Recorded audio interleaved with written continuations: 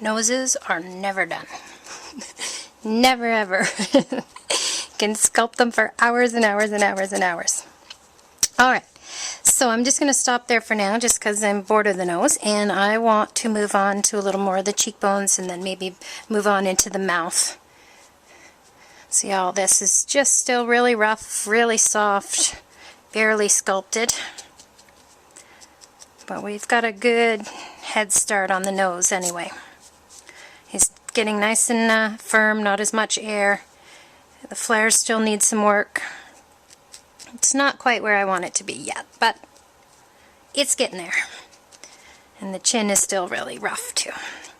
Okay, so these cheekbones, I really kind of want to, I don't know, I want them to be a little more, seeing how that affects the nose as well. I think I really want to sculpt this area a little more defined for the cheekbone area. Maybe I'll go ahead and use the nostril, right through the nostril into the cheek.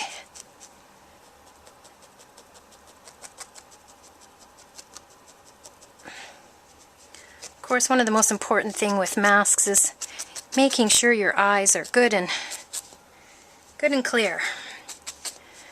So every now and then I go in and make sure the eyes are staying good and wide, because you want the person wearing the mask to be able to see.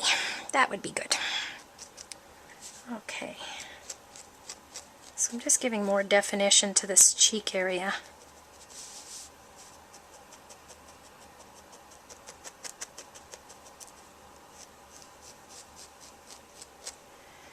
Yeah, like that. I kind of want that to come out. Now the trick to match it on the other side. It's one thing to do it once. It's another to do it twice the same.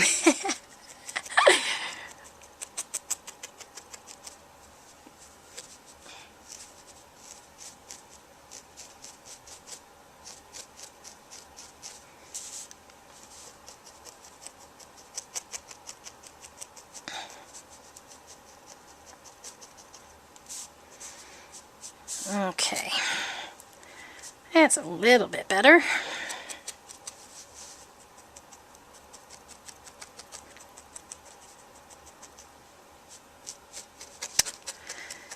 Now, we haven't even considered the mouth yet.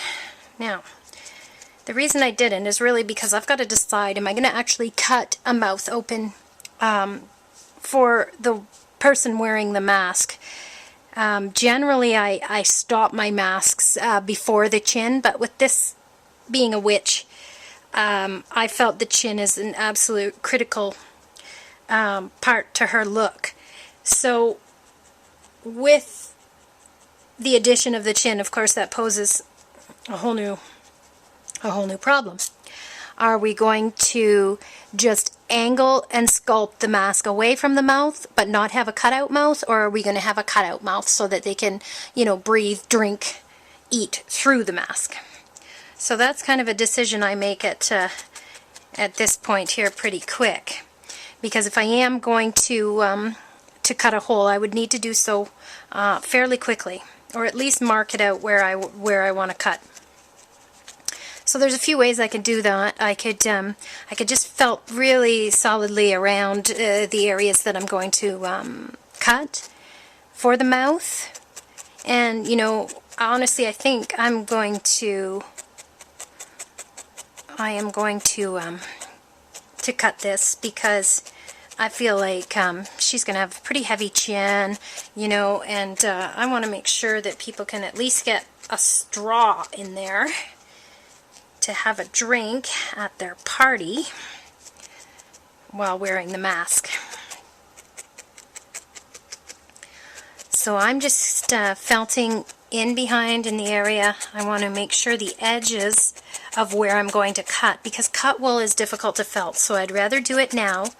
And I'm just matting down the edges of the outline of where I'm going to make a cut for a mouth hole. I will likely still angle this away from the mouth just because I like that. I don't like full-on coverage of my face just because I'm a little claustrophobic and such, so I just want to make sure that these masks are comfortable to wear. So I think I've tacked that down pretty good. Now what I'll do is just start to peel this up carefully from the foam mat. And I'm going to take some nice good sharp embroidery scissors and go ahead and just cut. I don't need to draw it. I think I can just do a rough little mouth shape in there, sort of freehand.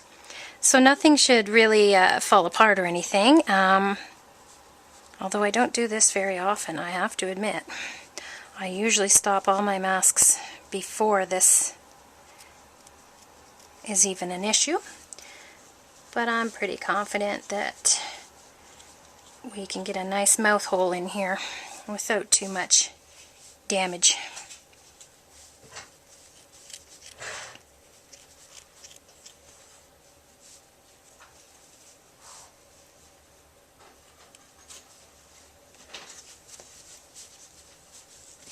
Okay, so let me have a look at that hack job and see what needs more attention here. Alright, and as I felt that area will get more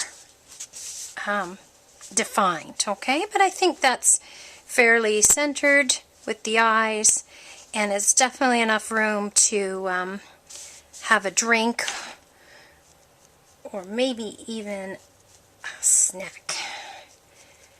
So what I'm going to do now is take my fine needle and just really tack down those edges. We want to felt it nice and tight around the mouth. Okay, and you can lift the nose out of the way and tack all down those cut fibers as best you can.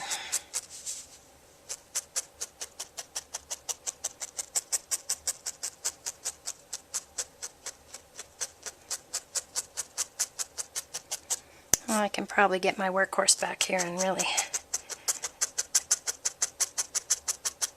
make short order of this.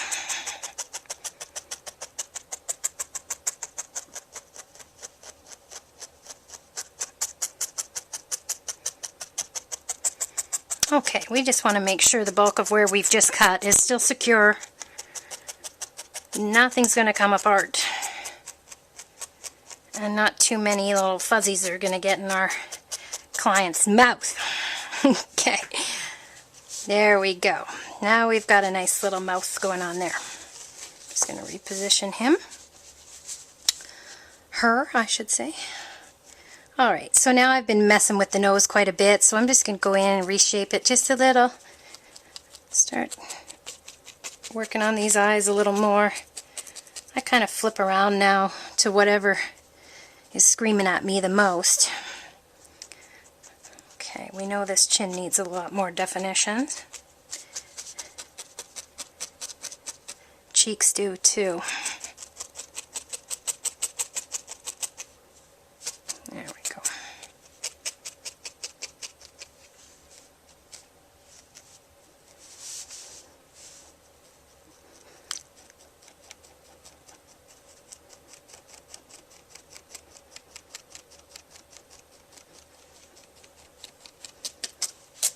Okay, hopefully you can start to see a witch emerging from this pile of fluff. There is still a ton of work to be done, but at least at this point you feel like you're getting somewhere. Now, I need to worry about the actual mouth. That's just the mouth hole for the human wearing it. Now, it's not the witch's mouth. I'd like to make a witch's mouth coming down, and maybe some, you know, little jowl lines and whatnot from her being old and wrinkly and evil. So, I need to just grab some more wool for that. And this, I can tell, is going to have to get out of our way quite a bit more. I need more room for the mouth. I'm just going to work the chin real quick out of the way. And we have lots of wool for the chin, so I've got lots of playroom.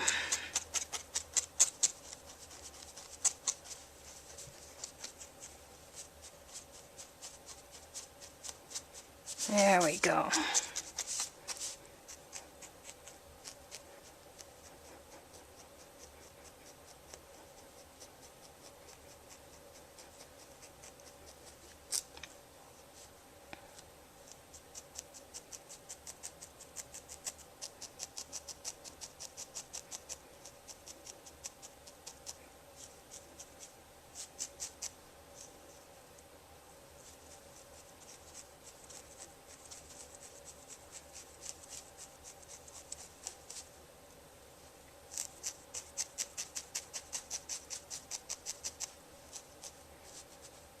See, I always get sidetracked on the nose.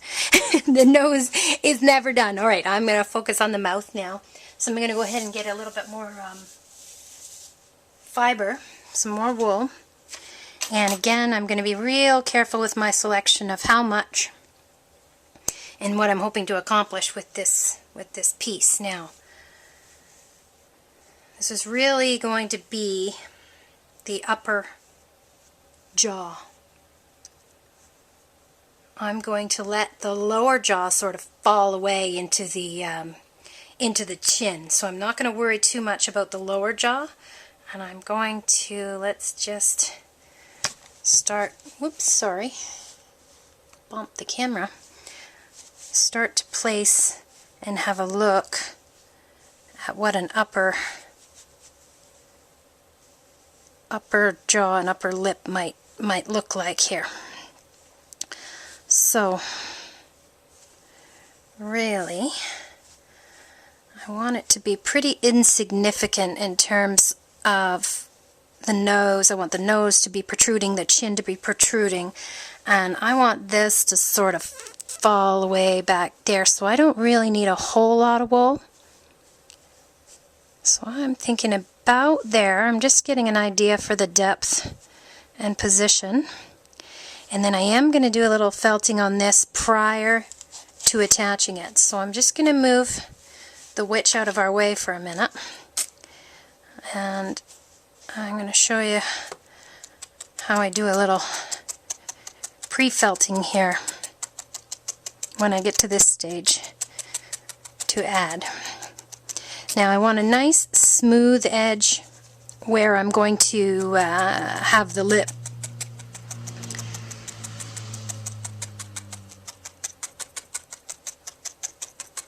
So I'm just going ahead and flipping this back and forth and starting to felt down the shape of the upper jaw.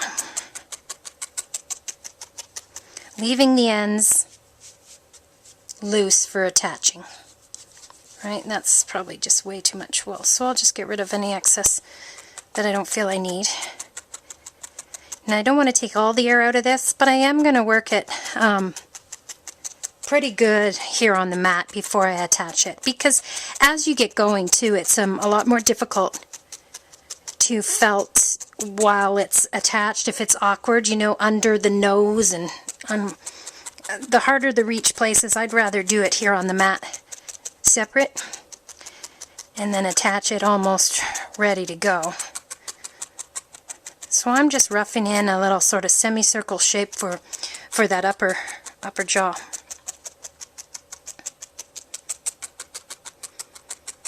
Now this witch is really old, her skin is thin, her bones are all, you know,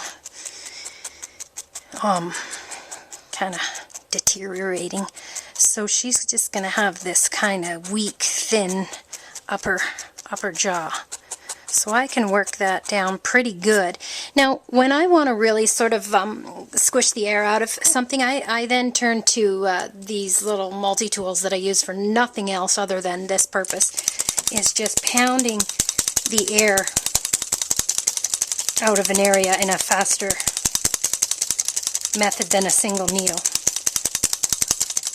That, to me, that's really all they're good for. But nonetheless, they serve their purpose, so it's a perfect tool to add to your mix. Okay, so you see that made pretty short order of taking the air out and flattening that piece for me. Now I probably still have way too much wool here, but that's okay. All these fuzzy areas I can just thin it out, pull it off. Alright, so I'm just going to go ahead and get my witch back here and figure out if I've made it too big or what. Okay, so that actually size-wise that looks pretty good. And I've got some volume to work with here for a lip, even though she's going to have thin, creepy lips. Okay, so basically now I just need to attach that. I'm going to go ahead and use my my yellow fine needle here and attach. Now I want to really think about that shape of an upper lip. Right, it's sort of got that semicircle shape to it, so I want to be sure I attach it in the shape that I want it to be in. There we go. That's great. Okay, so now I get more aggressive when I know it's in the right spot. Now I want to make sure it's good and attached.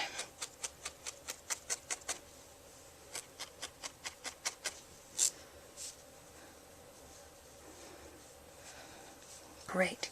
Now we still have a nice pathway there to the hole we cut out for our client wearing the mask, being able to access that area for drinking or eating or, well, breathing. Breathing is good. So I'm also going to work upwards and attach this up into the lower base of the nose, so that it's attached really well on all areas. Switch now in the hidden parts. I'm going to use my workhorse.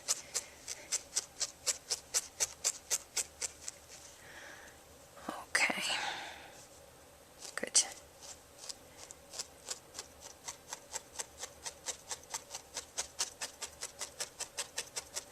Just make sure all the fluff is tacked down. Position as we go, reposition as we go. And now this witch start to determine what shape her mouth is going to be in before I completely tack it down.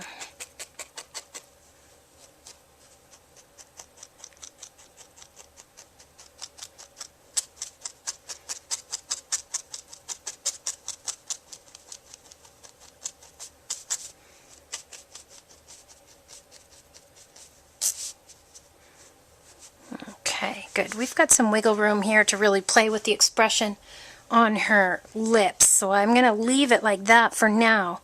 But I want to deal with this area here. It's still not got enough volume, even though I want that area to be really thin and wafy. That's just way too thin and wafy. That's, remember, just our base wool that we laid down in the very beginning.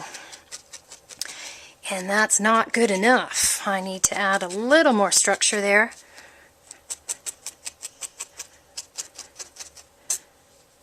Okay.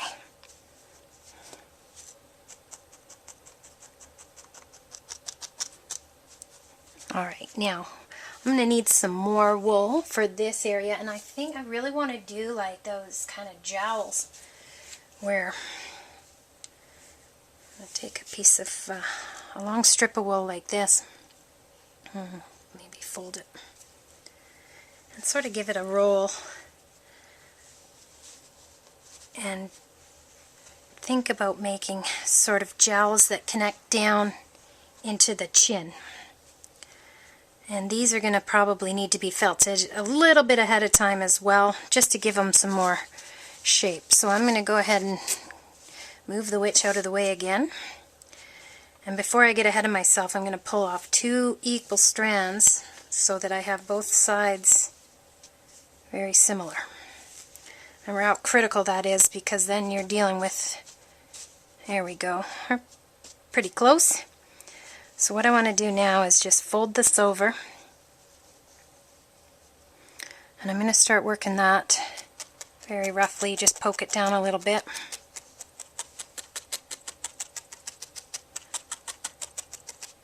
To hold its shape. I want one smooth edge and then I want one rough edge to attach to the rest of the face.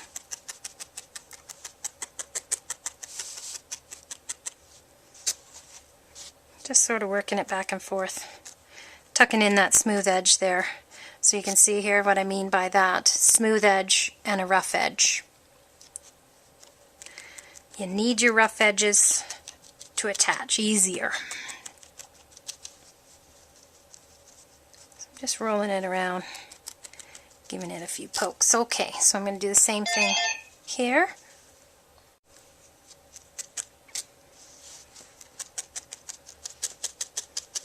There's the second jowl.